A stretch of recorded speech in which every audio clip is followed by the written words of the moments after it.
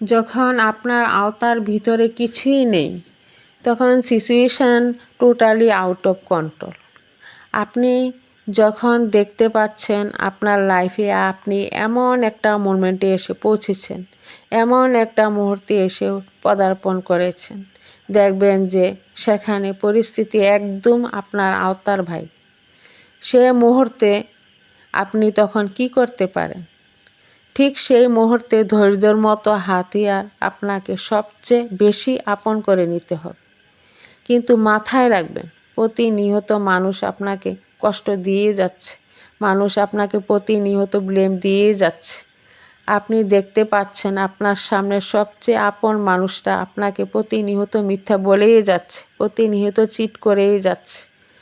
আপনি সব জানেন, বাট সেই মুহূর্তে সব কিছুকে ইগনোর করে, নজরান্দাজ করে, বাট আপনি যদি ধৈর্যের মতন বড় হাতিয়ারটাকে আপন করে নিতে পারেন, বিশ্বাস রাখেন রবের রহমতের দরজা আপনার জন্য এত বিশাল আকারে খুলবে যে আপনি ভেবে কল্পনাও করতে পারবেন না।